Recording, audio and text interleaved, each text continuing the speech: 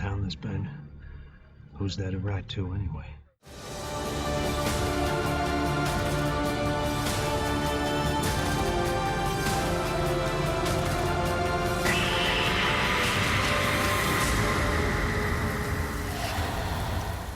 Welcome to episode 10 of Gotham TV Podcast, the unofficial podcast of the upcoming Gotham TV show, starring Ben McKenzie and Donal Logue. I'm John, one of your hosts.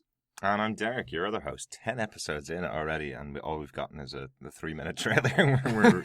We're really running this one. Double figures. Absolutely. I like it. We'll be drinking in this podcast. Welcome back, everybody. Yes, we will be having a slurp of celebratory something. And we're returning back to Gotham Central on this episode. The Unresolved story arc, issues 19 to 23. Yeah, we'd mentioned on the last podcast that we were looking to go back to Gotham Central, and we got a bit of an excited response from some of our listeners. We're really looking forward to returning to it. We in the last couple of Gotham Central podcasts, we probably talked about a lot of arcs in one show. This time, what we're going to do is cover one arc, which is, as John said, the Unresolved arc, which forms 4 issues of the comic. We're going to talk about that, but I think first up, we've got some news.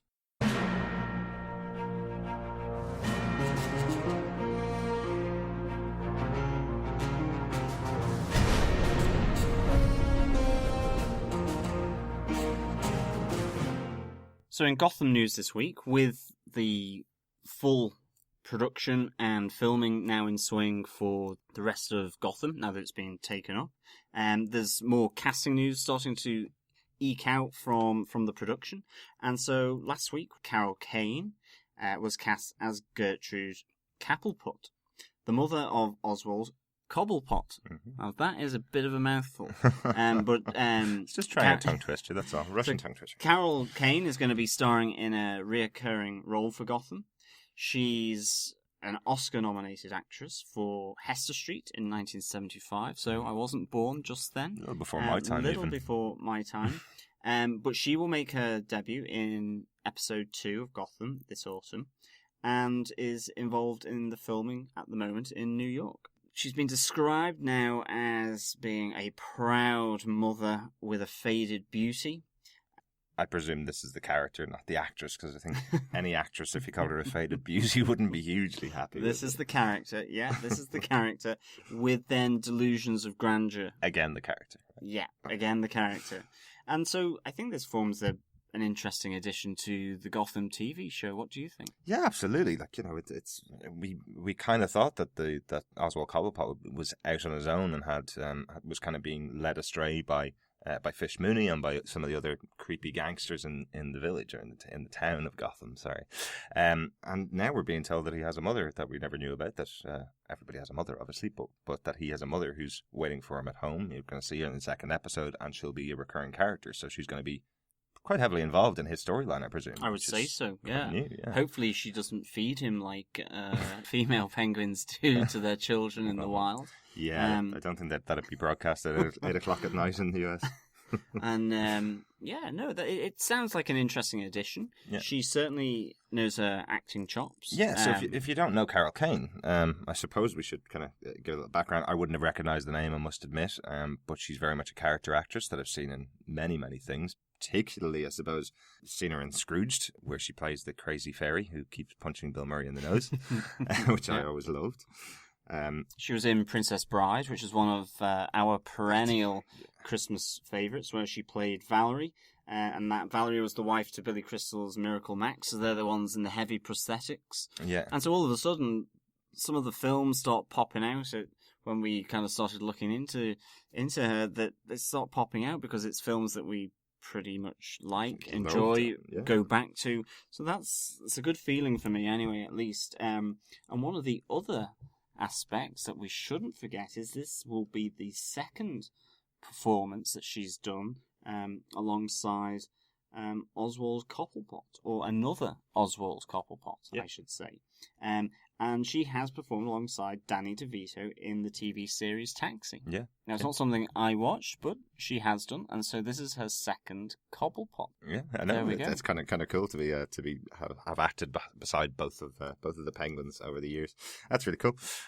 We did put a little veiled tweet picture up last week just about this news because we'd heard that she worked in taxi and just put a little veiled joke tweet up there. So look back on our Twitter account and you might see the one where we reference Danny DeVito and her working together. Exactly. And then there was also a bit more casting news that came out, and it was announced that Kyle Massey has also been hired in a reoccurring role.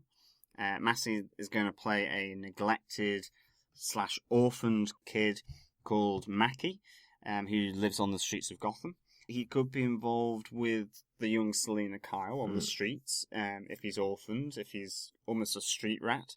It's one of those things, I suppose, like, you know, the more characters they add here, the better it's going to be. You know, one of the kind of criticisms that a lot of people have been leveling at Gotham is that you get a young Selena Kyle and you get a young Bruce Wayne. Are they the only two young characters, as if they're going to be the only two that live in the entire city and they're going to see each other every week and have adventures together, you know? It's the good part about this is that it's kind of fleshing out the idea that she has her complete own society, potentially. That having a young character like Mackie, that could be a friend of hers, and they grow up together on the streets. You know? Yeah, absolutely. And I suppose he would be known sort of to younger audiences for his work on the Disney Channel, and so he's got credits then in That's So Raven, which I've never seen. Raven Simone was in Cosby Show, and we said younger audiences, but I think that show probably finished about 5 or 6 years ago. Well, exactly, but it's interesting when you look at his picture. I actually thought it was a fully blown adult, and then it was describing him as an orphan and a kid on the streets called Mackie, and then I was kind of like going, "Oh my god, is this a situation where someone who looks really old for his time, or is it just the photo, shot? Is he the Gary Coleman of our day? Kind of Maybe. But he was also in then Corey in the House, and he was also runner-up in the US reality dancing show Dancing with the Stars. It's one that we don't get over here, but Dancing with the Stars, the US version, definitely haven't watched it, but I do like the idea that we've mentioned his connection with Selena Kyle. I love the idea that she's a dancer and that he's also coming from Dancing with the Stars. So are we going to have a dance-off battle in episode 4? I presume not. I presume the tone of the show wouldn't allow for it. But you never know. You never know. We could be completely wrong about how we think Gotham's going to go. Who knows? The showrunners could have a mental breakdown and it could go towards Batman 66.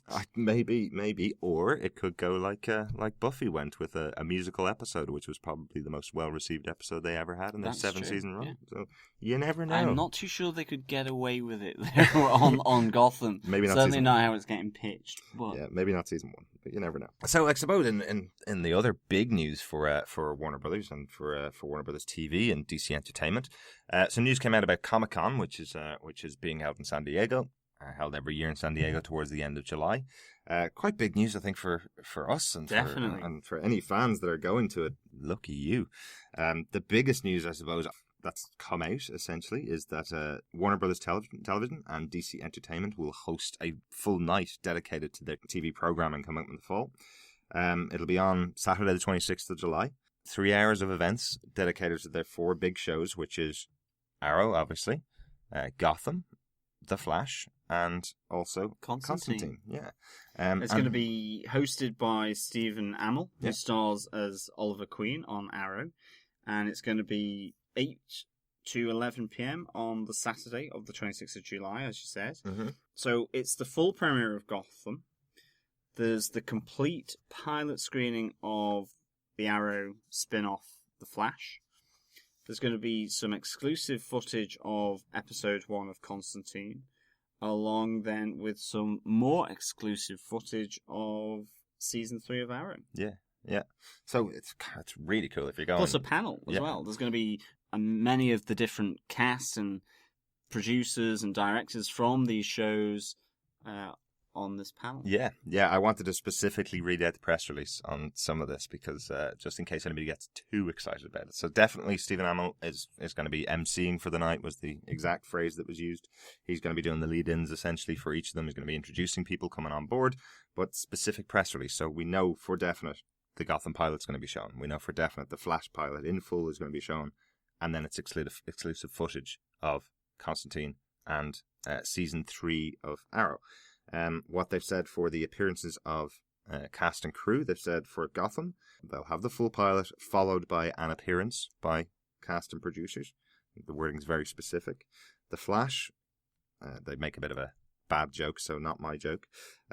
Full-length screening of the Flash pilot. Really? Cast and producers. Are you sure this isn't one of yours? I'm certain it's not. Cast and producers will stop running long enough to take the stage. Is the specific Flash piece. Oh, I love it. Constantine. It's gonna scare you to death. No, just treated to a visit from the cast and crew. Really? Yeah, treated to a visit. I would have used trick or treated a visit, maybe. Yeah. See, they hate Constantine already, I reckon, and I think that's a big mistake. I think because he can call upon the powers of darkness to come and tell them off, basically. Yeah, absolutely. So it's a visit from the cast and creative team for that. Oh dear. They do have another one. It's for Arrow, which is the cast and producers taking on fans' most pointed questions. It's dreadful but hilarious. It's terrible. You can't not like it. But realistically, the reason why I wanted to read out the specifics of what they were saying was that essentially the only one where they say they're taking on fans' questions is the Arrow piece. I'm sure they're very well versed in dealing with fan questions at a huge event like this. Yeah. Stephen Amell's going to be there anyway. Yeah. I would say you probably put the cast of Constantine and the cast of Flash up in front of a big audience. It may be easier to lead them into telling what's going to happen in the rest of the season, which is what they probably want to avoid. I mean, maybe, but I never really get that because, I mean, these are people that have to learn, I don't know, however many pages off by heart in their head, stand on spots, do some pretty complicated action sequences. Like they can retain information. No, I don't mean you, obviously, but I mean it's like, sure, it'd be great to hear from Matt Ryan. It'd be great to hear from Ben McKenzie, Donald Logue, definitely. Even Cameron Bicondova and David Mazouz. It'd be great to see them and for them to just probably say how stoked they are to be involved with Gotham. Yeah, no, we're really hoping to see, at the very least, a full cast panel. I doubt it's going to be something like the Avengers panel where they all just walk out. I presume they're going to go out and have maybe preset questions for them. I doubt they're going to throw it open to the audience and have a really long chat. 3 hours sounds like a long time, but when you've got 2 pilots and 2 big sets of footage and a huge panel from Arrow coming along, it's going to go pretty quickly, but we will be covering it as much as we can from this side of the ocean. We'll be covering everything that comes out of San Diego Comic-Con. So yeah, really excited to see that. But then in some less happy news surrounding Gotham is that the first boycott of Gotham has been announced, world exclusive. Alan Brennert, who wrote seminal Batman story To Kill a Legend for DC, I think it was issue 500 in, was it 1981? Yeah. Detective Comics 500. Yeah. Detective Comics 500, has said that he's going to boycott the TV show, essentially over a dispute about equity and payment, I think, isn't it, of royalties and so on. It's called equity payments is what's happened. So essentially it's Alan Brennert and the artist of the book, Dick Giordano. They created the character Barbara Keene, who's been, I suppose, is going to be played by Erin Richards in the TV show. We've seen her in some of the trailers. What they maintain is they created her specifically for the story. They created Barbara Keene as the fiancée for Jim Gordon, and from then on, previously that she had never had a first name. She'd always been Mrs. Gordon. From then on, she'd been classed as Barbara Gordon. So the perception of Alan and of Dick Giordano is they created the character, and DC's going to be using it in the TV show. When that happens with most DC characters, they're much better about this than in most cases. They're much better about this than Marvel are. When this happens, there's generally an amount of money that's paid to the creator of those characters. Yeah, they've got a good track record, haven't they, DC, on paying the creators in that sense. Apart from the Bill Finger issue, the co-creator of Batman is still obviously a hot topic. Absolutely. But obviously we hope that it all gets resolved before the show starts and it's better for it. It sounds like it's going to be an interesting dynamic between Barbara Keene and Jim Gordon that hopefully they won't have to lose Erin Richards, who seems like a really good actress. Absolutely. Well, hopefully not. And yeah, as you say, it will all get resolved. Mm. There'll be no boycotting here, I think. Right. And then we have with DC Connected Universe news, which is it's a bit of a mouthful. It's a bit long, but it's the other part of our show. So if anyone's got any ideas how we can phrase that differently, please DCCUN? write in. No, let's not use That's that. not the best thing to write in about, but sure. Clerks and Chasing Amy director Kevin Smith, he was recently linked to a very CIA-esque type thing. It had been said that he had written a phantom or a ghost script to throw the scent off those pesky Russians. I mean, of the Batman versus Superman film. Yeah, Daniel Butcher, one of our listeners, caught the story and sent it on to us, and thought we'd be interested in it. It's an amazing idea. I think you were more disbelieving of this than I was, saying there's no way that a marketing department would hire somebody to write a script, especially someone as prolific as Kevin Smith. But the money would have to be really, really good to write something for no purpose. Yeah. I mean, I know that happens with writing, where you write ideas, you write your idea, your story, and maybe it never gets to see the light of day with regards to being published or being filmed or whatever it might be. But that's because it's something out of passion, I kind of think. Maybe I'm thinking slightly romantically about writers and how they write, but this seems to me that, you would do it if the pay was good enough. Yeah, I think the reason why there was a lot of credence put on this story from that it was Kevin Smith that had written it is because he wrote an unproduced script for Superman many years ago, where he eventually quit on it because they were trying to force some giant mechanical spiders into his story, which had no connection to it at all.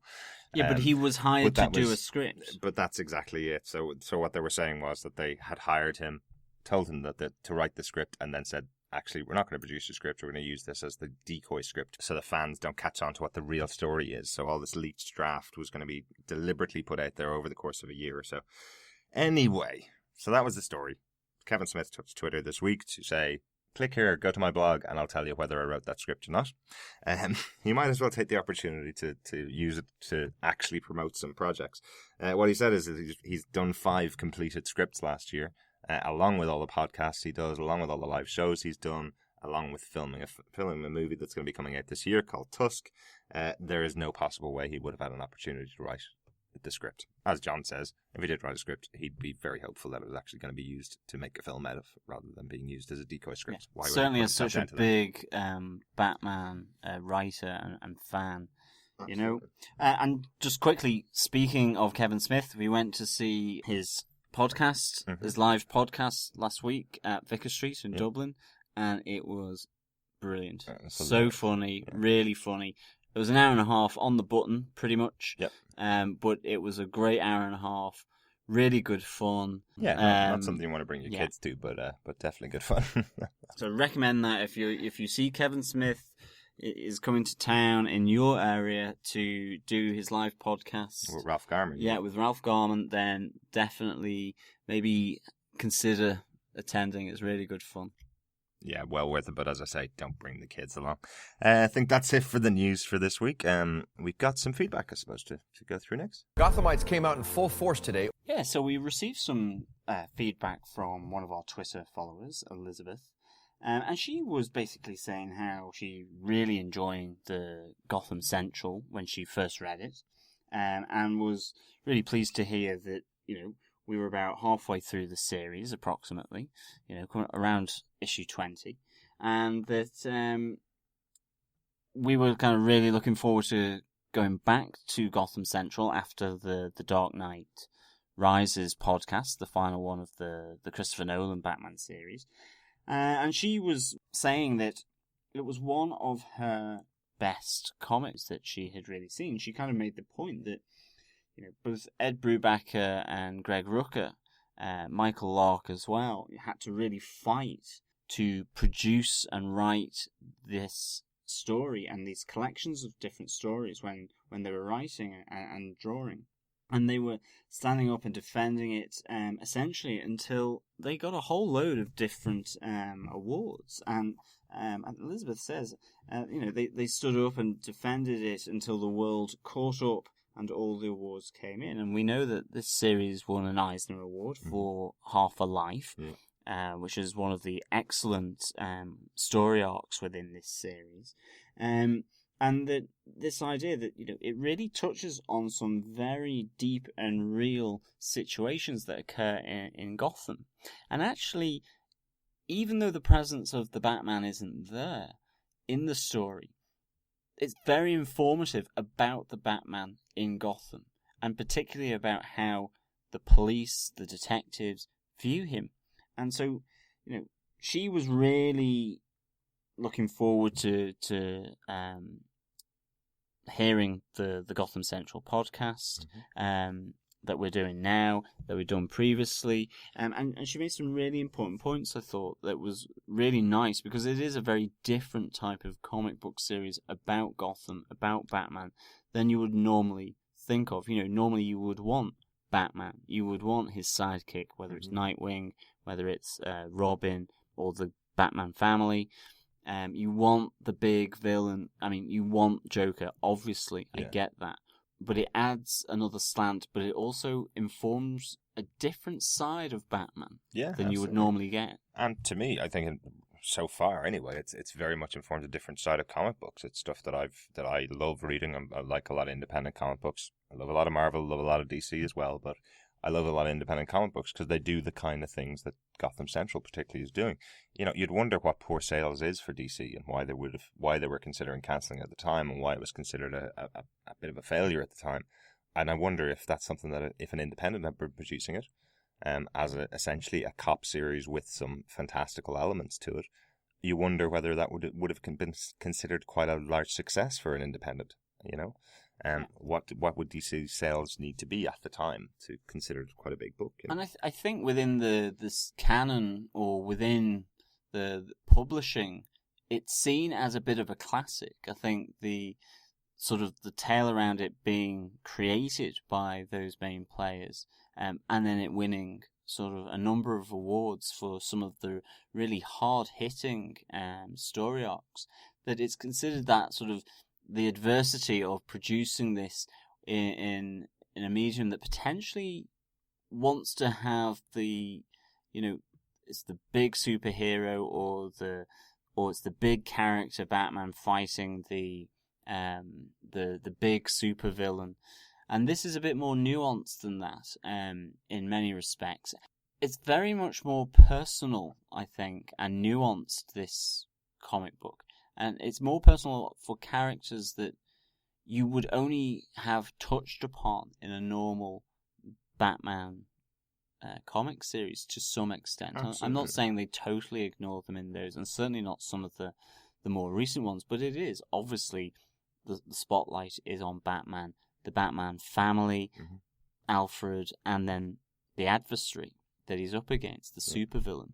Yeah, but they took the interesting step of, even with the Gotham Central characters that most people would know, which is Jim Gordon, and other people may know, which is Harvey Bullock, they essentially removed them from the series. So, even your lead-in characters that could potentially play a part, they don't play a part in the first 18 issues or 17 issues that we looked at. Or minor parts. Very minor. Or they're touched upon, yeah. Yeah. So, I mean, it's a really interesting point that Elizabeth makes, and I think we've said from the start that we've really enjoyed the issues, and I think they've been quite hard-hitting in some cases, and bringing up certain issues that are good for the medium to show that it can address and it can touch upon those. Again, I think that's why we've come back to it after a little break from them, and we're looking forward now to getting our teeth stuck into the Unresolved story arc. Yeah, and thanks, Elizabeth, for getting in contact with us. Thank you. We've had some great chats on Twitter, actually, with some of the followers and some of the people that we're following. So it's a great medium. Get on Twitter and look for Gotham TV Podcast and join us in those discussions. If you don't like Twitter, because some people don't, get onto Facebook. Join our Facebook page, like us, and comment on any of the posts that we put up. Yeah, much like our friend Daniel Butcher, who's co-host of Welcome to Level 7 podcast, or another of the two hosts of Welcome to Level 7 Podcast. He likes to comment on our posts as he listens. So always fun seeing his feedback as he goes. Really good. Yeah. But one of the pieces of feedback that he's sent in to us is an interesting topic for discussion. So I think he's going to enter our little hat for the picture of the penguin from Matthew Fletcher that we still have up for grabs.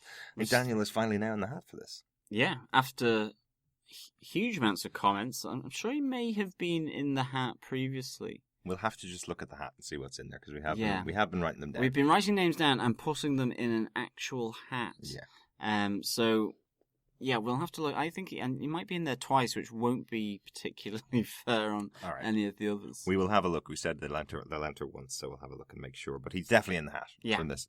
Definitely. Let's say that. So Daniel's question on Facebook was posed like this, essentially. This morning, Daniel treated himself to Ostrander and Yale Deadshot miniseries. Reinforced for me, despite Bats not being in the story, that Deadshot is a Batman rogue, and a great one for something like Gotham. But Arrow already has a version of Deadshot. Here's my question, says Daniel. Right, here you go, John. Do you think that Deadshot would be a good addition to Gotham? If Gotham was to include Deadshot, would they include the same actor as Arrow did?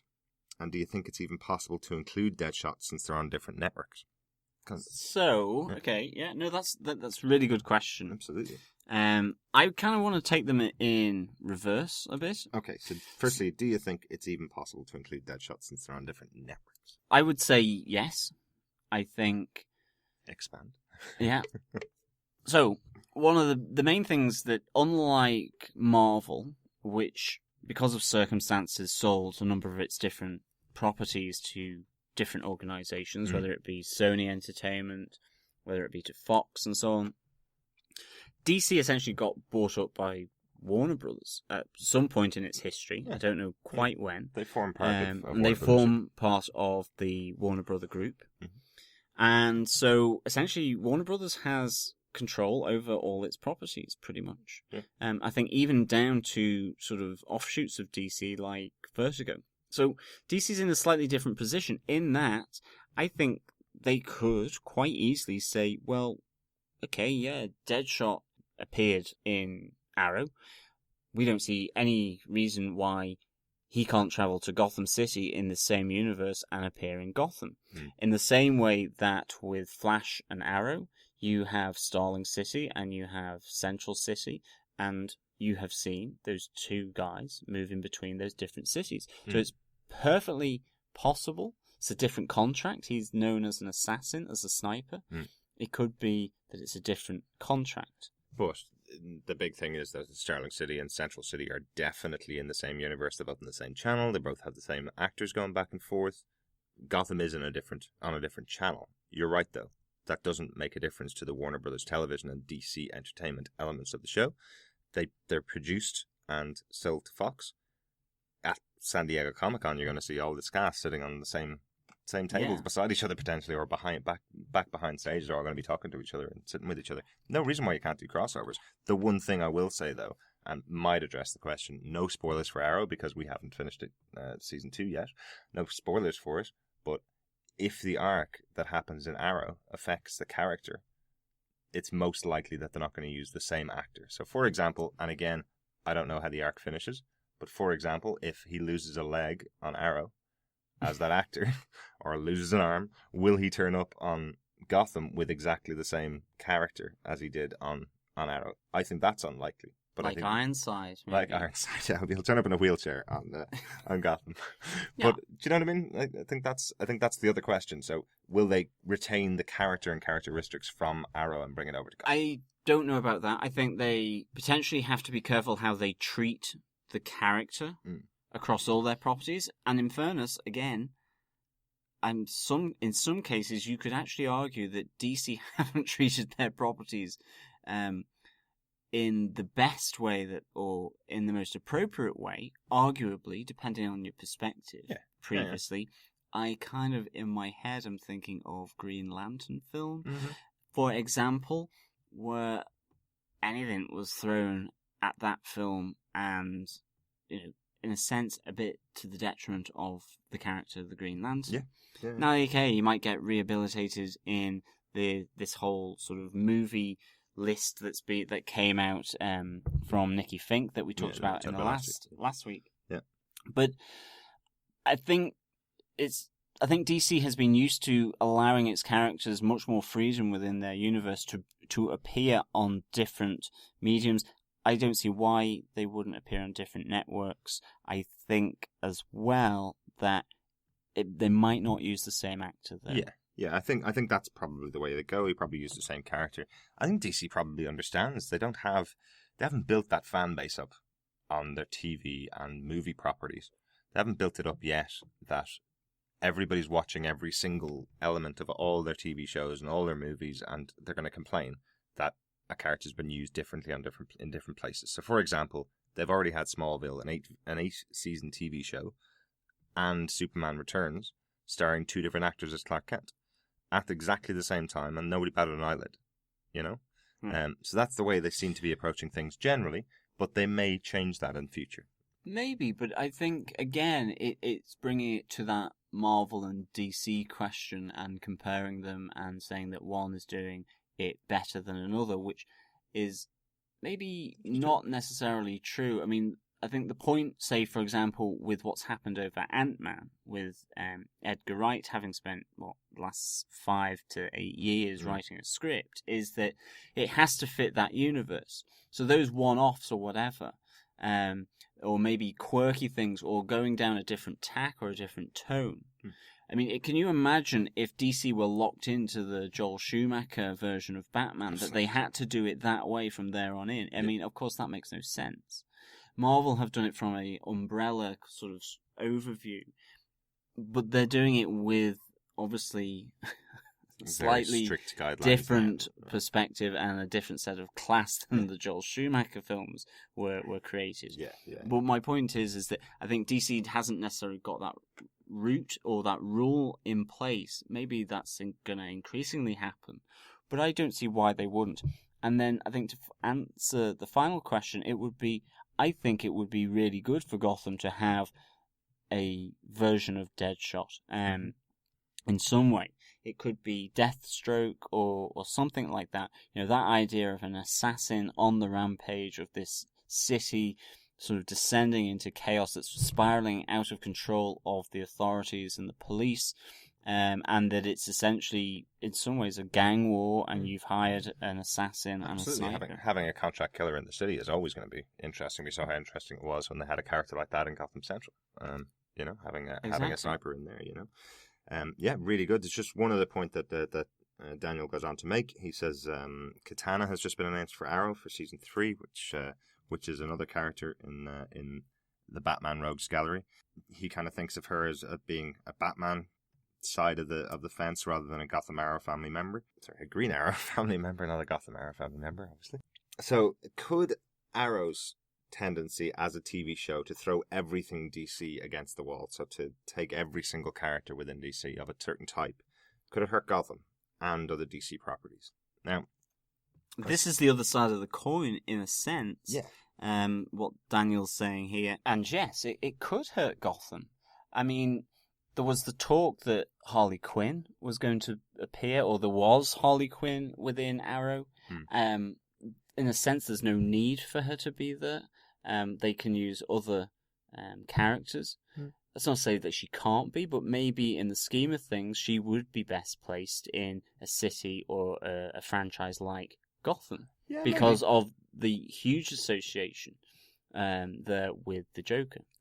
Maybe, but Harley was actually a character created for the animated series in 1992. She wasn't actually a comic book character. She was created for the Batman animated series and translated into the comic books, and has a rich history there now, but has become her own character in her own right. So I can understand how they take characters like that, particularly now that Gotham is saying that it's being set 20, 30 years before Batman and before Joker. But other stuff like taking Nightwing and putting him in Arrow is it's a bit weird. But at the end of the day, back on the history, essentially there was a Batman. He was a rich playboy back to the 60s or back to the 40s. He was a rich playboy who had all this money, ran around the city, became a very popular character. Green Arrow was in effect created as another billionaire playboy who can buy all the toys but doesn't have any superpowers. There are huge similarities between those two characters.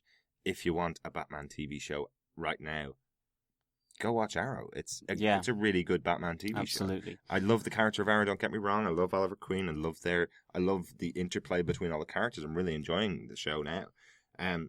But it is really very similar to Batman, and they've really drawn on the Batman rogues gallery and the Batman background to create Arrow as good as it is now, and as good as it's getting in season 3. I also think it's important that now that the TV schedule, essentially from this autumn, will have 4 DC properties on it, maybe 5 with iZombie, although that does seem to have gotten quite quiet.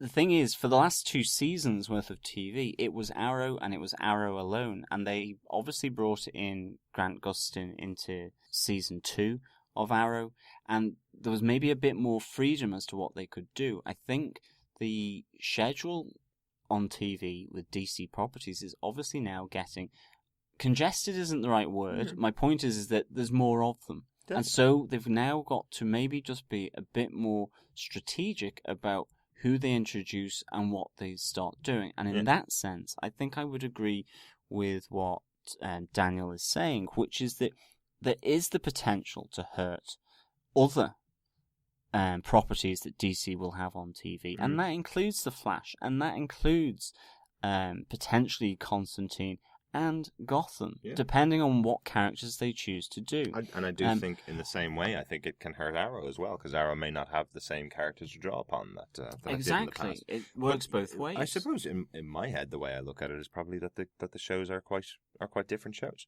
You know, it's quite possible that you go, all right, well, the criminal masterminds, the criminal underground or underworld are going to be saved for Gotham. The superheroes, superpowered ones are going to be saved for Flash. Because you've got Atom that's been cast there with Brandon Routh. Brandon Routh, yes. Superman is going to appear. Which we completely forgot about in the news. So here you go. In feedback, we have a bit of news that we forgot to talk about, which is that Brandon Routh is going to play the Atom in Arrow. Yeah, no, it's really interesting story to come from Superman to becoming the Atom. You know, at the end of the day, you know, it's pretty cool for him to be still around and be still looking as cool as he does, to be able to play superheroes like this. It's awesome. But I think generally, now that there's 4 DC properties on TV, I would say there has to be some consideration of which characters appear on which TV show and how they do. Obviously, the Flash, the Arrow are at the same time. They're in the same period of time. Gotham is within that universe, but it's a different period of time. I think that's the way it feels to me, is that it's at a different time. And Constantine essentially is a different theme. It's a different subject matter and draws from the mystical and magical characters of the DC property. Yeah, so maybe there's room enough, given the differences in time of when they're being of when they're supposed to be, and obviously the different themes for some of them. Yeah, totally agree. And you know, it can't really be overstated that it is still Warner Brothers Television and DC Entertainment that make all of these shows and sell them essentially to each of the networks. Jeff Johns is a guiding hand for all of these shows, so everybody they know what's going on before we do. I'm sure they know it. They have a plan of how they're going to use their characters. Thanks for that, Daniel. You got a good old chat out of us there. Thanks very much, and your place in the hat is well deserved. So if anybody else has any feedback, go to our Facebook page. Pop on. We pop up stories about all the news that's going on every like couple of us days. And follow us there on Facebook. Yeah. Comment on anything that we put up. That's perfect. We're generally pretty quick at getting back, and so are the other people that follow our stuff. So you can view us as well on Google Plus, and also you can like us and follow us on Google Plus as well. Yeah. So I think with that we can move on to the review. Yeah, I'm looking forward to Gotham Central Unresolved. And for the second week in a row, we need a breaking news klaxon. It's getting ridiculous. We should actually put a sound effect in, I reckon. I think so. I'm sorry to interrupt right now, but we've been informed of some breaking news here in Gotham. Yeah, and this week, even bigger news. The premiere date of Gotham has been announced. For? September 22nd. Monday. So that's a Monday. Drum roll. We get the premiere. Yeah. Well, the Americans get the premiere. All we need now is for Ireland and the UK and for Europe to get their skates on and start actually saying who's going to broadcast it for a start, and then when they're going to broadcast it. Yeah, European broadcasters aren't as good at this game of I suppose teasing shows. They don't generally tell people months in advance that the show is going to premiere or anything like that. That's true. But it's pretty likely that if it's airing in the US on the 22nd of September, that hopefully we'll get it within the same week. Yeah, I mean, the whole thing in the US, it's much more of an event. Like, you have the upfronts and you have that, and it's all very highly publicized. Mm-hmm. Whereas you could be eating your Sunday roast in front of the TV, or you could have just finished your Sunday roast and you could go down to watch Doctor Who, and then all of a sudden there will be something that there's a Christmas special for Sherlock or something like that. They just keep it totally under wraps until the very last moment, until they've got some kind of little TV tease to show everyone. Yeah, so yeah, that's great news. Though. So brilliant news. So we know when it's coming. It's coming just into September 22nd. Really looking forward to it. So I think it's they've confirmed officially it's the lead-in for the premiere to Sleepy Hollow, which is quite a popular show on Fox. So hopefully it'll get a bit of that audience as well, and keep going through for many seasons. Yeah, let's hope that it gets a season 2, even though we haven't yet seen a season 1. Really looking forward to seeing the premiere. Yeah. And with that, back to our review of Gotham Central Unresolved.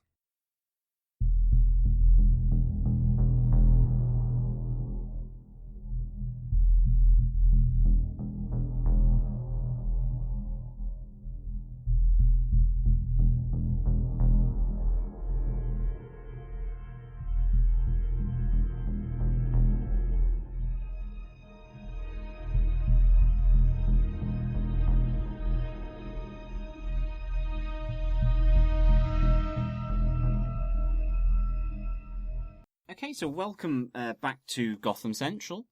We're here on issues 19 to 23 of the 40-issue comic series Gotham Central.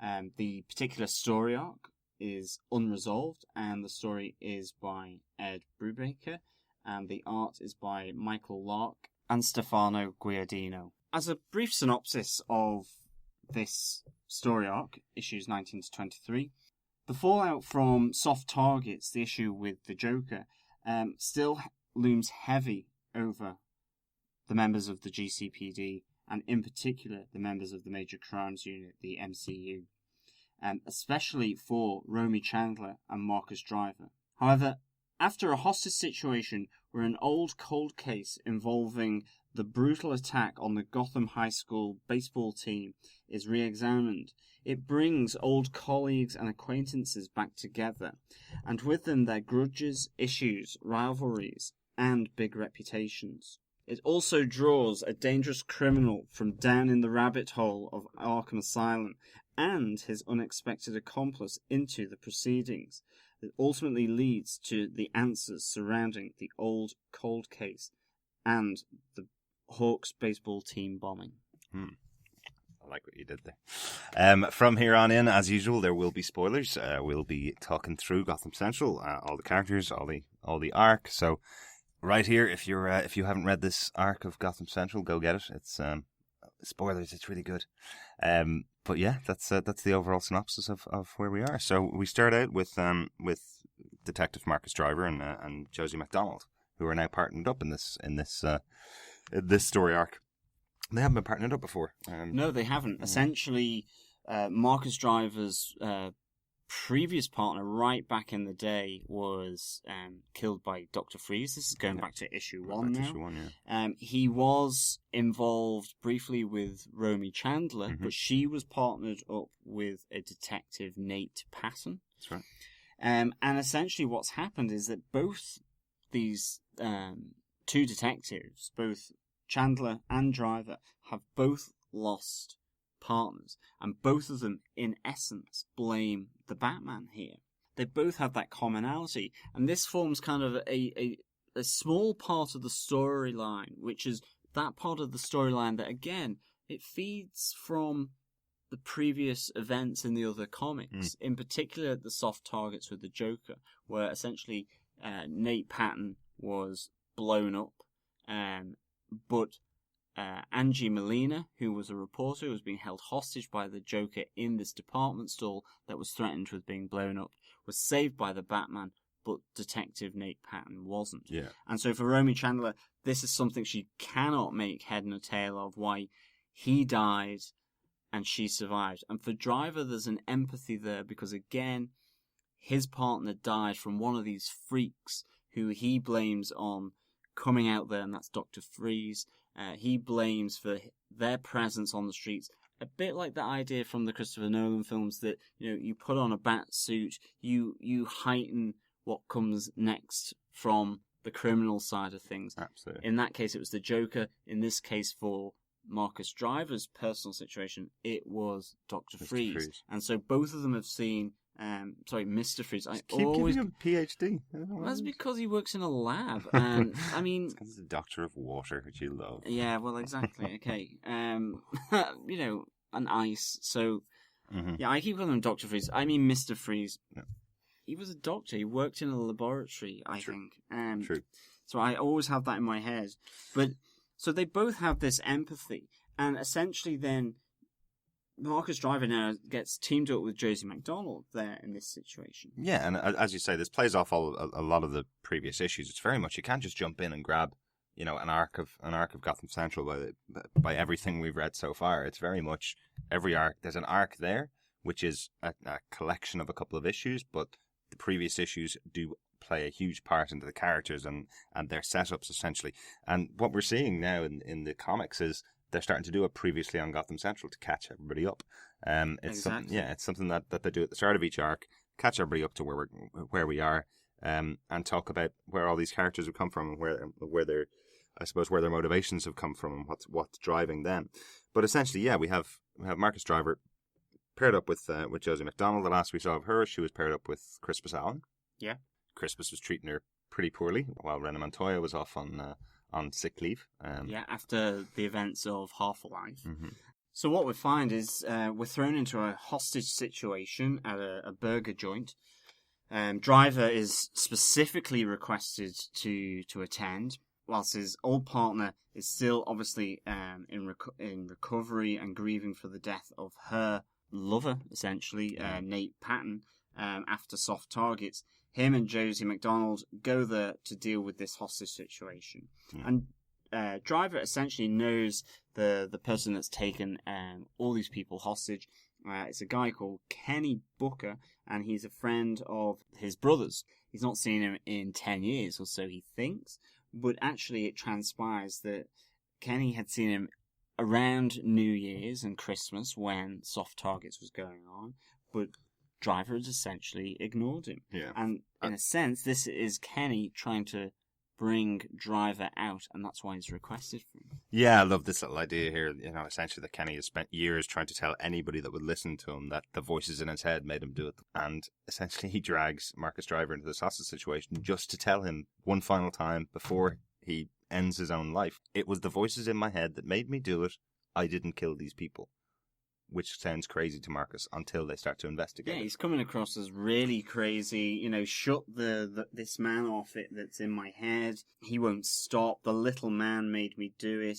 Driver's kind of going, do what? And he's like, the team. And this is where we begin to find out, or Driver begins to realize that Kenny Booker, who was himself also at the baseball team bombing, the Hawks baseball team from Gotham City High, that Kenny had gone in and used the pipe bomb to blow up the whole team. Yeah. This kind of sickening violence towards high school students. But they were a big game as a big college baseball team. They were top of their league. And this comes out to play later on in the comic book. Kenny was one of those victims of the Hawks baseball team. Yeah, but with Kenny's announcement, essentially a proclamation that he's not the one that did it, even though he'd never been accused of it in the past, he got away with it, he got released. There was always the thought that he was responsible for it. Kenny confirms that he was the one responsible, but that the voices in his head made him do it. Yeah. With this assertion, it leads to Marcus and Josie looking into the case again and opening up an old case that hasn't been opened in 10 years. Yeah, and the case is known as the locker room bombing. And it's 8 years. So he's had these voices in his head for 8 years. No wonder he's gone crazy. Mm-hmm. But it ends with him blowing his brains out in the burger joint right in front of Marcus Driver. And it's one of these things that, some really interesting themes that these comic books throw up. And it's only a small remark, it's only a small panel, and it's just where Marcus Driver mentions to Josie, he goes, I didn't really like the kid that much. Him and my brother were essentially douchebags. I didn't like them, they got on my nerves. He says, I'm kind of numb to this now. Once he'd killed himself, I wish he hadn't done it. No one should have done that. No one deserved that. But now it's just another number. I've become numb to this kind of violence that's going on.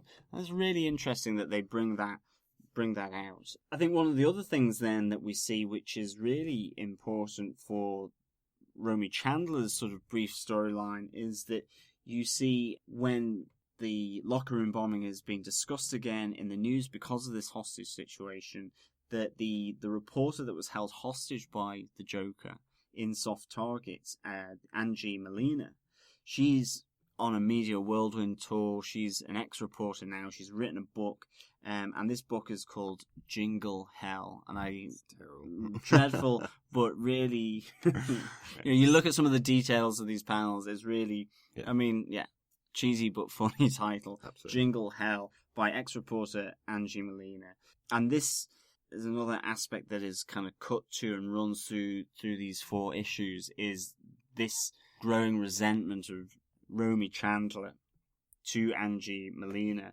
for all of this. Yeah, and let's talk about it. I think there's some great scenes that they have with Romy coming to terms with this, and where she dives into the book signing with Angie Molina and says, "I want to have a talk to you." They go off to a cafe. We as the reader get the perspective from the outside. We don't even hear what they're saying to each other, and it's played out really well in the artwork. You can tell that whatever has been said between the two of them, the former reporter Molina is now, she's losing it. Her head's in her hands. She's obviously crying her eyes out. And the only bit of writing that you see on these is another conversation taking place in another place, and I think that's between Driver and Josie about an old cop, and that is really interesting. It's really good. Really like it, but as we said, Marcus and Josie are investigating the case again. I love this element that comes into Gotham Central quite regularly. While they're investigating the case, they find out that some of the evidence is missing. Some of the evidence is not put in the right place, and some of the actual case file is gone. The full case file has been taken by the former person that worked on the case. And who's that? We find out that the former case owner for this locker room bombing was none other than Harvey Bullock. Mm-hmm. Yeah. I was going to say Harvey Dent. No, Harvey Bullock. Yeah, Detective Harvey Bullock, who was forced to retire from the force, essentially after taking vengeance on the person that put Jim Gordon into the hospital. Harvey Bullock did something that most cops wouldn't do, and got the punishment for it. It was forced to retire from the force because of it. And then there's also another find as well down in the evidence room and the storage for all the boxes filled with evidence. And it's Josie that makes the find, and find Kenny Booker's baseball cap. And in it, they come across a really unusual tag. And immediately, this is suggestive of the Mad Hatter. Yeah, they instantly recognise that the tag that's got, what's it, 10-6, isn't it? They've got that little tag on there, and they find that inside the hat, and it's instantly reminiscent of Mad Hatter. Yeah, it's in the style 10/6. Yeah, which is from Alice in Wonderland. Yeah. So it's instantly recognisable as Mad Hatter's kind of signature, really. But with the case files with Harvey Bullock, both Driver and McDonald decide to go and track him down, and surprise, surprise, they find one of the big divisive personalities of the Major Crimes Unit surprisingly in a bar at 2:30 in the afternoon, having a few drinks. Regaling the bartender with probably the same story for the 100th time of what happened to him when he was on the force, kind of thing. You know, he'll never leave. He's a force man for life, even though he's been kicked out or retired, prematurely retired. This is one of the big characters of Gotham Central. Even though this is the first time we get to see him, you get snippets of his back history all the way through. Yeah. And to be honest, because we're excited about Gotham this autumn, I was excited about seeing Harvey Bullock on the page, and to see this character, sort of the old school, do anything for a confession type of character. Really, really fine sort of art as well, giving him a grizzled sort of kind of almost down and out type of look. Really hard on his look. You can smell the whiskey off him just on the page. You really can. It's really good. He's a really divisive character within the rest of the issues. Really divisive between all the major crimes unit. They all used to work with him at some point and all have an opinion about what he did and why he's been kicked off the force. It's really interesting. And he has that history with the GCPD. You know, we're treated to this story about to get a confession on a guy, they chuck him in the back of the boot of the car, the trunk of the car, fire shots into the trunk. Essentially, the guy soils himself in the trunk and they can't get that smell out. So he changes the car with a car from Vice, and they're wondering what the hell this stink is in the back of the car. Exactly, and they're saying that nobody in Vice can get a conviction now because of the smell, and none of the other drug dealers in the area will come near the car. None of the hookers in the area will come near the car because of the smell that's left behind. So that's another legacy left behind by Harvey Bullock.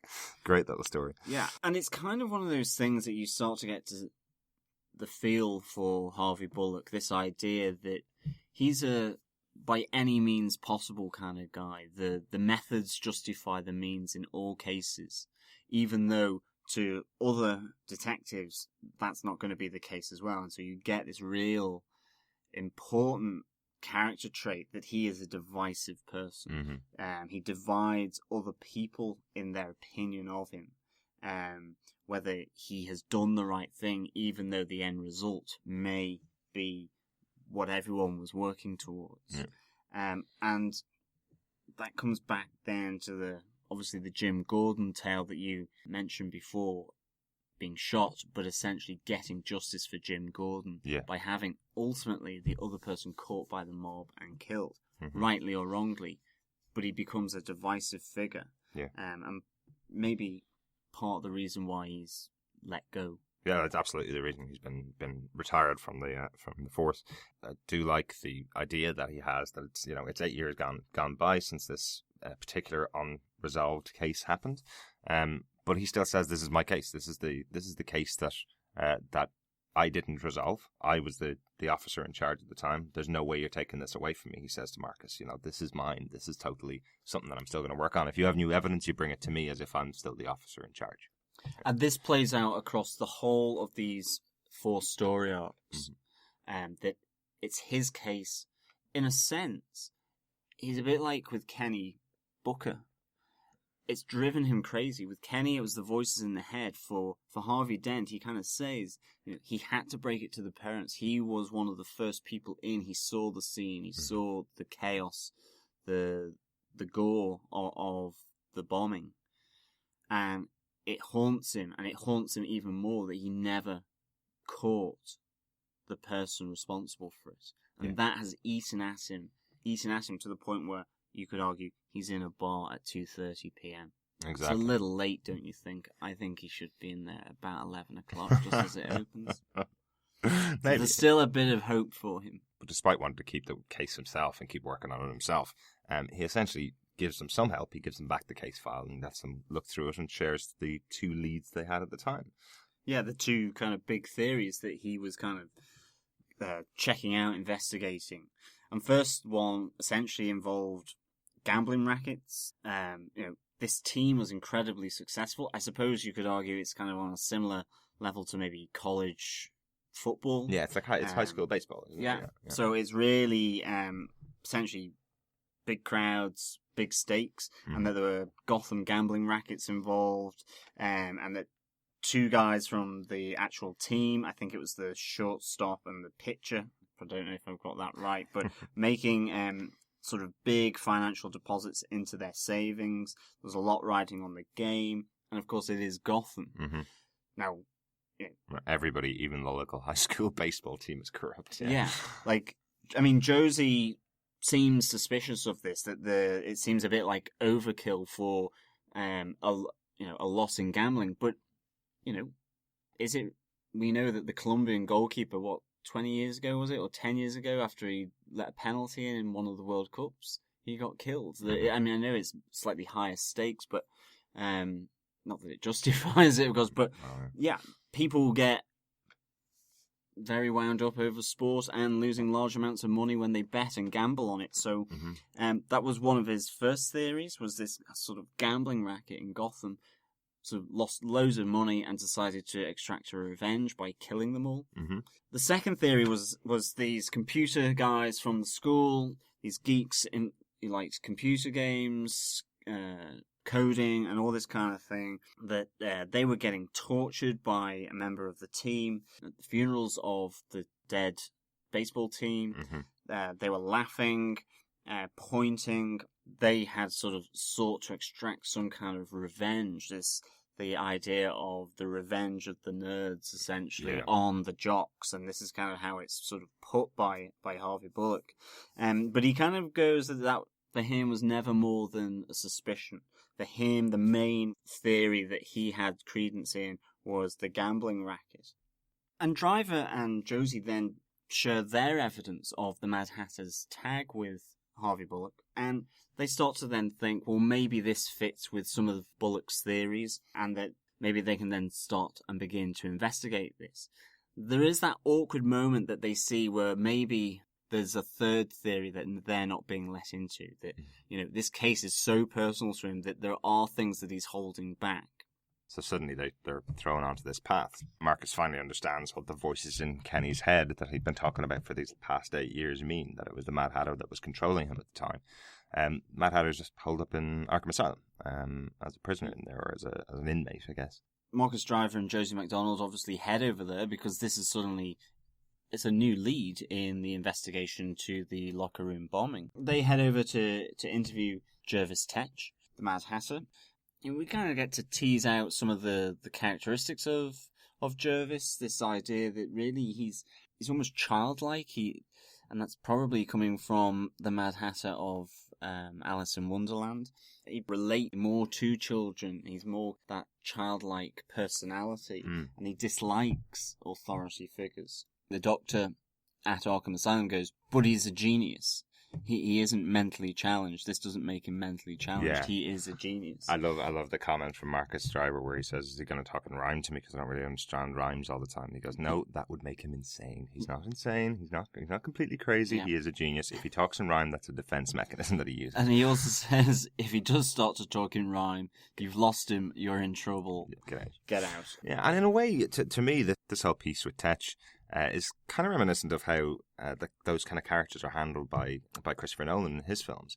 It is quite a realistic version of the character. In the past, in comic books, the whole character of Mad Hatter has been, a completely crazy character who can control someone's mind. It's kind of a standard superpower you see in standard cartoons, almost kids' cartoons.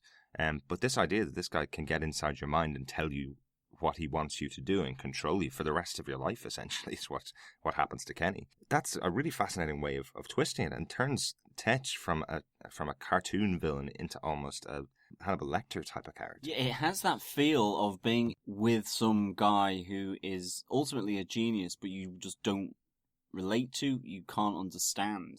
And I think that's one of the things that you really get from the comic, that Marcus Driver, Josie McDonald do not kind of feel comfortable around him. Absolutely. They don't understand him. Yeah, and she's certainly not wearing her bonnet or her fascinator, and he's certainly not wearing his baseball cap around him. That's terrible. You're fascinating. Sorry, I can tell why you thought the earlier jokes were mine. That was pretty poor. So what happens then is they obviously have the interview with Tetch. Mm-hmm. They ask him, did he do it? And he essentially confesses. He says, they told me they were bad kids. I did it for them. And Driver and McDonald are kind of like going, well, who is it that asked you to do the contract killing? Mm-hmm. And they kind of start suggesting who it might be, and they push us across the table a picture of the two computer kids from the school who had been tortured by members of the baseball team. Mm-hmm. And he then suggests that this was them. They were the kids that had asked him to do this, and he had done it on their behalf. It pretty much seems like an open and shut case here. It's pretty much he's just told them he did it, and he did it for the computer geeks, essentially. So obviously Marcus and Josie go off to interview these computer geeks who are now 8 years on. They're now running a company, essentially. They're both essential managers in there. But they talk through the whole process with them, and there's a great little interaction between the two of them where Josie uses the awesome detective skills that she has to realize something more to this. What else could it have been? And they kind of get the connection to a little computer geek group that they set up when they were kids, which was led by Tetch and had some other people involved in it. Yeah, and it's through their friend Connie, because Tetch was boarding at her mum's boarding house, and they would go and have this computer group down in the basement of the building. Yeah, basically Josie still has this element of doubt. It still seems a bit too convenient for her. And part of the panel that comes after this is that Tetch goes back to his cell. He loosens off a brick from the wall and pulls out a phone to say the police are after you. At this moment in time, you would think that it is the Tran and Lyndon, the two computer kids. It becomes quite apparent to Josie and to Driver that these aren't the guys. They refute it all again, and these aren't the guys. These aren't the nerds you're looking for. But yeah, taking on board what they've said, they decided to go around to the house where this computer club was set up, for want of a better word, I suppose. Yeah, to go and try and meet this other kid that was part of the group. Why wasn't she involved? What's the deal behind her? I love they keep following up these leads because it looked like an open and shut case after the interview with Mad Hatter, but they're such good detectives, they're going to keep tracking it down and making sure they've got all the right information in there and all the detail. They're almost spurred on by the reputation of Harvey Bullock and using his gut, and they're using their gut a bit here. They still think there's more to the case, to the investigation, and still kind of push their investigation where maybe other police officers or detectives would have stopped. Yeah, and kind of going back to Harvey, as you have brought him up, I suppose, he's taken another track while they're going down the track of the geeks and the track of Mad Hatter. He's taken this to mean that actually Mad Hatter must have been hired by somebody. He takes the gambling angle, essentially, and thinks that Mad Hatter was hired by Penguin, by Oswald Cobblepot. Yeah, and it's this huge clash of two massive personalities. But two massive personalities that are on an equal footing. Oswald Cobblepot here in Unresolved is a mobster, but he doesn't have superpowers. And Harvey Bullock feels that he can take him on outside of the law. Yeah, that'll probably be the fifth of whiskey he drinks before he goes up to the club. Yeah, that'll usually give you that extra sense that you're pretty powerful. But he heads up to the Iceberg Lounge, confronts Penguin saying, you're the one that caused this, you're the one that killed those kids. He essentially, for his trouble, gets arrested by his former employers, the GCPD. Yeah. And he gets put into a holding cell to cool off, where he gets to meet Rennie Montoya. And we find out about their connection previously from those great issues or story arcs of Half a Life. And this is a really it's like a little heart-to-heart almost Harvey Bullock style in a sense. It's not particularly heavy on the sentiment, but it works. And he's kind of saying, I see you were outed in Half a Life. There's all these little references back to other stories, and they're kind of just chatting. This revelation comes about from their conversation that Harvey Bullock's essentially saved Rennie Montoya's job and reputation because he killed the guy who shot Jim Gordon before she could get to. Exactly. But there's still that difference between her and Harvey Bullock that's teased out by Ed Brubaker, the writer, which is she looks at him and goes, but you were calculated about it. I was prepared to go down for the crime. Yeah. You wanted to get away, you wanted to get out and have no suspicion on you. So you got the mob to do it for you on your behalf. You were calculated. I was prepared to take the hit for it. Yeah, and it's essentially that question of, what makes him better than the guys who's been arresting for 20, 30 years on the force if he's willing to do something that one of them would do, whereas she's willing to just go, right, I fully admit this is a criminal act and I'm going to take the fall for it. Yeah. Exactly. But it's a great few pages of the book, and it really brings together two really big characters from this series together, and the interchange is really well handled. Absolutely. And part of me really wants to see, because we know that obviously there's Harvey Bullock in Gotham in this autumn, played by Donal Logue. There's also Renee Montoya with Victoria Cartagena. So it'd be really interesting to see how these two characters interplay, whether there will be any of this type of interplay, whether she was used to be his partner before Jim Gordon comes along, and whether there's a bit of history there that they play out over the season. It'd be really interesting to see, I think. Yeah, no, I'm really hopeful that those characters become really central. The kind of peripheral characters that we know about with Christmas Allen and with Renee Montoya, that they start coming in, becoming more central to the story, along with Harvey Bullock and along with Jim Gordon. You know, you can't make a series of 16 episodes without using your peripheral characters and bringing them in for big stories. But this is a really good one, you know. This is a really good interplay between those two characters. I'd love to see how Renee Montoya and Jim Gordon work together in the series. And we're going to see it really soon. Following up from their interview with Lyndon and Trent, the two computer kids, and from their interview with Jervis Tetch, they then head over to Connie's place. Their friend Connie's mum's boarding house. Yeah, her name is Ella Littleton. And they just start questioning about Tetch, who used to board there, you know, what was he like? And it was kind of like, you know, he was a quiet guy, he used to help the children in the computer group. The questioning that Driver and Josie have turns into Mrs. Littleton thinking that they're sort of insinuating that her daughter, Connie, was mixed up sexually with the Mad Hatter. And she thinks it's disgraceful. You know, she says Tetch was a nice guy, a little weird, but he was a nice guy. Driver and MacDonald come out thinking this lady's just a bit unhinged. Yeah. She's a bit weird. Crazy old lady. In a sense, maybe kind of fits quite nicely with Tetch and why she thought he was such a nice guy. Yeah. And so on. But they come out thinking, well, okay, that didn't really help us too much there. And then it kind of jumps back to Arkham Asylum. And it's one of these things where Jervis Tetch is looking to have his breakout from Arkham. You suddenly see the importance of the tag in the style 10/6 because it helps mind control, and Merv, one of the prison guards, has been controlled and helps get Mad Hatter broken out of prison, but unfortunately not very far. I love this. You know, if you've got Arkham Asylum, you're going to have a breakout, basically, you know, if you tell the story. So you wonder why or how they use Arkham Asylum so often. We've got 2 video games based on it. We've got countless books that are specifically written about Arkham Asylum. It's always a breakout. Why is it so? Why do they still use the place? Why is it not just boarded up and everybody's put into a metal sealed container? I don't know, but there's again some really good artwork and some good panels come in here, where Merv and the Mad Hatter are essentially gunned down by the prison guards trying to stop them. At the same time, Driver and Josie are screaming for them to stand down and to not shoot.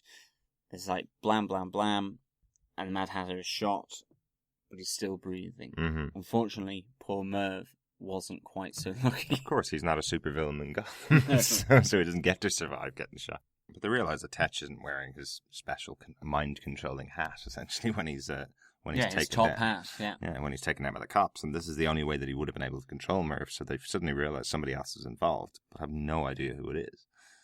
This whole story's been broadcast across the city. Exactly, and this then leads to the final break in the case, because whilst Driver and MacDonald are there racking their brains to find out, well, it's not Tetch, who else can it be? Is Harvey Bullock's gambling angle actually the correct one? We've not even looked at that. Connie Littleton shows up, because, as you say, it's been broadcast all over, and she goes, it's kind of like, oh my god, I think I know what's causing this. And goes into this whole backstory whereby that controlling crazy lady, Connie's mum, and Connie essentially is dating, she's wearing lipstick, but she has to do it all out of sight of her mum, because her mum just thinks that she's trying to put herself out there, that she's of low morals, of all of this. She's got these ideals that Connie, with the modern day pressures or just being a kid, is trying to fit in. And she's doing this all outside of her mother's view. And she hooks up with, unfortunately, the star pitcher of the Hawks. Yeah. And he gets her pregnant. Mm-hmm. And she essentially kind of lies. So she's blaming all of what's happening on herself. Because she said she got raped. Yeah. By a member of the team. Yeah. And this sends her mum down the path of revenge. And she does it with her favourite boarder, which is Jervis Tetch, and his hat. And she is the one that controlled Kenny Brooker. She's the one that controlled Merv. She has the hat, and she's got his hat in a box, and she thinks that all these people deserve it, and she gets arrested then by Driver and Josie as they follow up on Connie's essential explanation and confession. Yeah, and it's, I have to say, brilliant writing from Ed Brubaker. I was on the edge of my seat as to who's causing this. And then it gets to the point in the story when even the detectives who've been investigating the thing the whole time have no idea who's caused this. And you're kind of going, oh, well, where's this story going to go? Only to be revealed that you actually did know. You knew that this was a person that was defending Tetch the whole time, even though he is a crazy man. You knew that Connie had a young son, and she was one of the young kids that Tetch was dealing with when he was living in the house. You knew all this stuff in the peripheries, and really well-written story to have all this set up, and you can't put the pieces together. Yeah, it's gradually it comes into focus as more and more pieces allow for the explanation, and it's really good. And let's hope that Ed Brubaker gets to write an episode or two of Gotham over the years that it's going to be on TV. Yeah, that'd be excellent. It really would. But unfortunately, in the meantime, you get Harvey Bullock chasing down Penguin. I mean, essentially what's happened is it's almost like a descent into madness. This case has got him behaving bizarrely, crazily. He's got nothing to lose. It is a descent into madness. It's like he's suddenly got this personal vendetta to take down, to make Penguin confess to something. Regardless of how much Penguin protests, Oswald Cobblepot is the person in Harvey Bullock's mind that started this whole thing and created the disgustingly awful, horrible scene that he saw with the death of these kids 8 years before. And you get a real sense of animosity between these two characters right at the end of this arc. And it's really, really well put together. And you have Harvey Bullock holding Penguin hostage on the roof. He's kind of holding him off the side of the roof. He just really wants to kill him. And I'm really hoping, considering you've got Harvey Bullock and you've got Oswald Cobblepot in Gotham, I'm really looking forward to see what Donal Logue and Robin Lord Taylor do. Will there be this interplay of animosity between the two, almost like a hatred? Will they kind of know one another too well? They look in the mirror and it's a reflection of themselves. I don't know. I wonder, but it would be great if it was. Yeah, like it almost comes to this point again with the big villains of Gotham. It almost comes to that point. If you're a police officer that keeps taking these guys down and they keep getting back out in the streets and you can't take them down for good, would it turn your brain to thinking, well, I'll just throw them off a building because at least that's them put down for good, you know? If you're a person like Harvey Bullock, it looks like that's the case in this instance. He's decided, this is it. If I can't get all the evidence I need, I'm no longer a cop. I'll just do it. Take him out. I know it's him. That's all I need. Driver is at the end of this story. He started as being asked for a hostage situation. He ends up going up to sort out a hostage situation at the top of a building, with this time with Harvey Bullock and Penguin. Him and Josie manage to stop Harvey Bullock from blowing the Penguin's brains out. But in the end, you see the toll that this case has had on Harvey Bullock, and just his forced retirement from the police as a detective, the fact he's drinking early in the day, and he tries to kill himself, and he is saved by Driver and Josie saying, look, there's Batman. Yeah. It comes again to Batman. Batman's been not mentioned once in this whole arc, and he's there, he saves the day just by being mentioned. Exactly. Which is really interesting. And it all comes full circle as well. This is a bit of Marcus Driver's rehabilitation story as well, because he gets the call back from Romy Chandler, and she explains why she's been avoiding him, about it being Melina, and all of the things to do with her book signing and the fact that her former partner, her lover, was killed, Nate Patton. But it's a really interesting coming together because both of these detectives, both have had partners that have died where the Batman was involved or didn't do enough to save them. And this is their common thread. This is where they understand and empathize with one another, and that kind of brings this arc to a close. It's a really, really good end to a really good arc, I think. I think it's definitely there with soft targets and Half a Life to some extent. For me, the standout is just being introduced to Harvey Bullock. Absolutely. It really is. Yeah, no, totally agree. I think the Harvey Bullock sections of the book are really, really good. The Romy Chandler, as I said, I think that's it should go down in history. That's how you tell a story, in 5 panels, no words, and just a well drawn section. It's obviously been scoped out by Ed Brubaker as to what he wanted on the page, but Michael Lark came in and drew the panels to, I suppose, to not need any dialogue to explain to you what's happening and what's going on between these two characters that have such animosity between each other. Yeah, I think that's a fantastic piece. And I think finally for me as well, it is that Mad Hatter is one of those characters, one of those villains that you don't see that often. I know he was in the last Arkham computer game, but you don't see him that often. So it's quite nice to see him crop up in one of the stories and have this kind of role gets almost realized in a way that makes him very believable. Part of sort of almost like a Nolan-esque type of verse.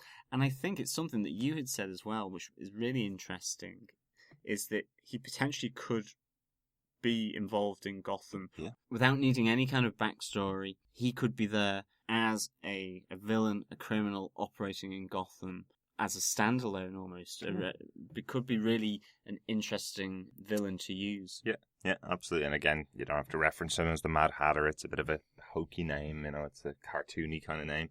You definitely reference that he can convince people to do what he wants them to do. You don't have to use the mind-controlling hat, which is a bit awkward to get into a realistic show. But yeah, I love how they treat him. I love what Ed Brubaker has done in this particular arc. And it makes me once again even more excited to delve back into the next arcs of Gotham Central. Absolutely. Well, I think on this note, we'd like to thank everyone who's listened. We've really enjoyed this arc. And so I would probably give it 4 Mad Hatter hats out of 5 for simply having a great Harvey Bullock story there, introducing the Mad Hatter himself, having Marcus Driver again appear. He's one of my favourite characters from this series. It's a really good and well thought out arc, and I like the arcs in this series now that are about 4 or 5 issues of the comic. Yeah, definitely. It seems to be just about the right point to kind of cover a good arc and get some good details about the characters. There's some fantastic stuff in here. I've mentioned the bits I liked. I think the whole scene between Rena Montoya and Harvey Bullock is fantastic. I love Oswald Cobblepot and Harvey Bullock's animosity. Particularly, I think it's well worth the read just for those characters that are going to be in the Gotham TV show. This particularly is a set of issues that you definitely should be picking up. I'm probably Aaron with you, John. I'm probably close to about 3.5 through to 4, so we're saying 3.75 is what that is, right? Yeah. So recommend? Definitely recommend, and definitely recommended. This entire series so far has been great. So over the next couple of weeks, there's lots of stuff going on. So till the end of July, probably. Yeah. So our next Gotham Central episode, and we don't kind of quite know when that will be because of a big convention that will be happening on the west coast of America. But our next Gotham Central episode will involve issues 23 to 27. It will involve 3 story arcs: Corrigan, Lights Out, and On the Freak Beat. Lights Out is only 1 issue, and so that's why we're kind of lumping about 5 issues here together. So we'll look at those. Just so you know, if you're reading along, that's pretty much the 3rd volume of the collected version of Gotham Central. That's pretty much takes us up to the end of the 3rd volume. And then there will be Comic-Con 2014, and we intend to have a few podcasts. And then, of course, it's Comic-Con 2014 in about 2 weeks' time, when we hope to have a few podcasts out, a few smaller podcasts specifically on the DC Warner Brothers big panel, where all 4 of the DC TV shows are going to be: Flash, Arrow, Constantine, and of course Gotham. Yeah, full premiere pilot is going to be there. There's obviously the whole night dedicated to them. There's going to be a panel, hopefully. And, we covered DC Connected Universe. There's no doubt that we're going to see some news about Superman v Batman, or Batman v Superman. There's going to be something there, whether it be just the Batmobile is going to be on show, apparently, is one of the rumors, or whether it be the full cast of the Justice League are brought out on stage like the Avengers did with the launch of the Avengers at Comic-Con. There's loads of news to cover. And hopefully as well then we're going to have a podcast with some guests. Hopefully it will work. Hopefully technically we're up to the challenge. Yep, so loads of stuff to come. Obviously, feedback is always welcome from you guys, and obviously, that we take feedback from anywhere. It's great to hear feedback on Twitter. There's loads of stuff going on now that the TV show has been announced for the broadcast date. There's loads of stuff going on Facebook and in our group and all across all the channels over there. Loads of stuff going on Google Plus. Follow us whatever you want to. You can always email us every time you want to. Just pop down an email and send it to Gotham TV Podcast at gmail.com. Search for us on all those social media sites at Gotham TV Podcast. Sometimes in the space, mostly just the one word, Gotham TV Podcast. Yeah, you check out the website, check out Flickr. Now we have put up some new photos, the official photos that were from Entertainment Weekly. There's certainly new cover art coming for TV guys in the US. We'll hopefully try and get some images of those and put them up on Flickr. There's some really good cover art being developed for this show, which you would expect. And last of all, we haven't got any callers yet. We're at episode 10. We haven't got any callers that want to leave voicemails for us. So you can leave a voicemail for us on Skype. Or if you want it, you can always record on your own computer at home and pop an old recording in an email to us to gothamtvpodcast@gmail.com, and we will play any appropriate recordings, let's say. So with that, I think it's really to say thanks for listening again, and we can't wait to be back to podcast to you Gothamites. And episode 10? Episode 10. Cheers. Cheers. Thank you. Thank you. However dark and scary the world might be right now, there will be light. There will be light.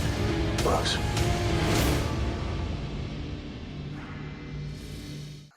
Oops. Yeah, we received some feedback from one of our Twitter follow. Tweet. Oops. So what Daniel's saying on one of our threads on one of our threads on Facebook, yeah. What Facebook. Oops. And what we find is we're thrown immediately into a hostage.